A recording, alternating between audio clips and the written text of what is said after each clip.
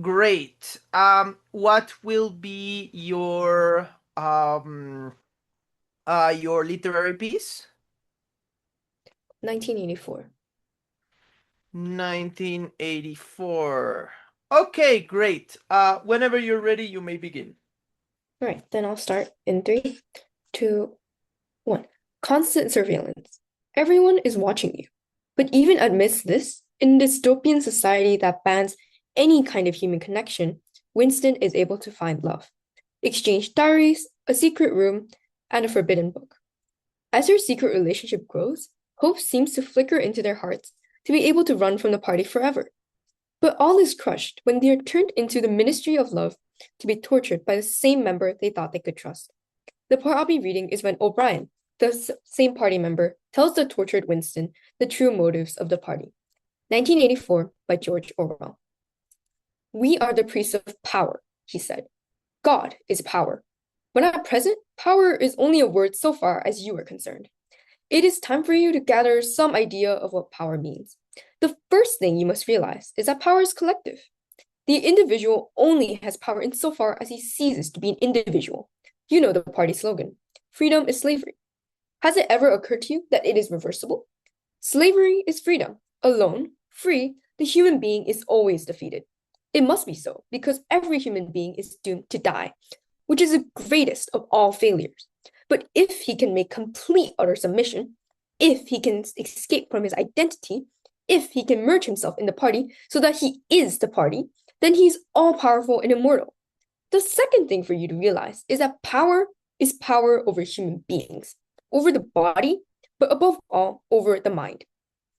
Power over matter, external reality, as you would call it, is not important. Already, our control over matter is absolute. For a moment, Winston ignored the dial. He made a violent effort to raise himself into a sitting position, but merely succeeded in wrenching his body painfully. But how can you control matter? He burst out. You don't even control the climate or the law of gravity. And there are disease, pain, death. O'Brien silenced him by a movement of his hand. We control matter because we control the mind. Reality is inside the skull. You will learn by degrees, Winston. There is nothing that we could not do. Invisibility, levitation, anything. I could float off this floor like a soap bubble if I wished to. I do not wish to because the party does not wish it. You must get rid of these 19th century ideas about the laws of nature. We make the laws of nature. But you do not. You are not even masters of this planet. What about Eurasia and East Asia? You have not conquered them yet. Unimportant. We shall conquer them when it suits us. And if we did not, what difference would it make? We can shut them out of existence. Oceania is the world. But the world itself is only a speck of dust, and man is tiny, helpless. How long has he been in existence? For millions of years, the earth was uninhabited. Nonsense. The earth is as old as we are, no older. How could it be older? Nothing exists outside your human consciousness. But the rocks are full of the bones of extinct animals, mammoths and mastodons, and enormous reptiles which lived here long before man was ever heard of. Have you ever seen these bones, Winston? Of course not. 19th century biologists invented them. Before man, there was nothing. After man, if he could come to an end, there would be nothing. Outside man, there is nothing. But the whole universe is outside us. Look at the stars. Some of them are a million light years away. They are out of our reach forever. What are the stars? Said O'Brien indifferently. They are bits of fire a few kilometers away. We could reach them if we wanted to, or we could blot them out. The Earth is the center of the universe. The sun and the stars go around it. Winston made another convulsive movement. This time he did not say anything. O'Brien continued, as though answering a spoken objection. For certain purposes, of course, that is not true. When we navigate the ocean, or when we predict an eclipse, we often find it convenient to assume that the Earth goes round the sun and that the stars are millions upon millions of kilometers away. But what of it? Do you suppose it is beyond us to produce a dual system of astronomy? The stars can be near or distant, according as we need them. Do you suppose our mathematicians are unequal to that? Have you forgotten doublethink? Winston shrank back on the bed. Whatever he said, the swift answer crushed him like a bludgeon. And yet he knew that he was in the right. The belief that nothing exists outside your own mind? Surely there must be some way of demonstrating that it was false. Had it not been exposed long ago as a fallacy? There was even a name for it, which he had forgotten. A faint smile twitched at the corners of O'Brien's mouth as he looked down at him.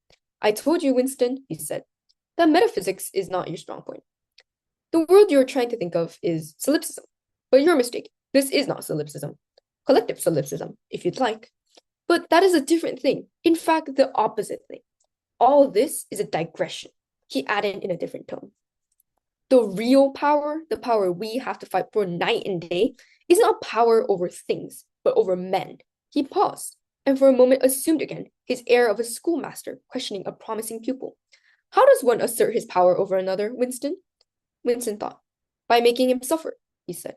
Exactly, by making him suffer. Obedience is not enough. Unless he is suffering, how can you be sure that he is obeying your will and not his own? Power is in inflicting pain and humiliation. Power is in tearing human minds pieces and putting them together again in new shapes of your own choosing. Do you begin to see, then, what kind of world we are creating?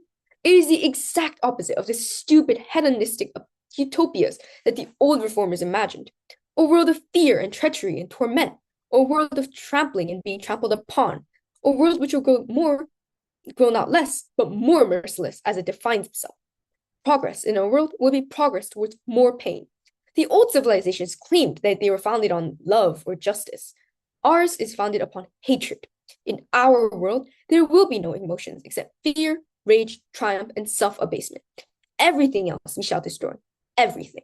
Already, we are breaking down the habits of thought which have survived from before the revolution. We have cut the links between child and parent, between man and man, between man and woman. No one dares trust a wife or a friend or child any longer. But in the future, there will be no wives and no friends. Children will be taken from their mothers at birth, as one takes eggs from a hen. The sex instinct will be eradicated. Procreation will be an annual formality, like the renewal of a ration card. We shall abolish the orgasm. Our neurologists are work upon it now. There will be no loyalty except loyalty towards the party. There will be no love except the love of Big Brother. There will be no laughter except the laugh of triumph over a defeated enemy. There will be no art, no literature, no science. When we are omnipotent, we shall have no more need of science. There will be no distinction between beauty and ugliness. There will be no curiosity, no enjoyment of the process of life. All forgetting pleasures will be destroyed. But always, do not forget this, Winston. Always, there will be the intoxication of power, constantly increasing and constantly growing subtler. Always, at that every moment, there will be the thrill of victory, the sensation of trampling on an enemy who is helpless.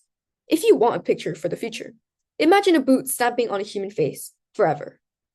Thank you. Thank you very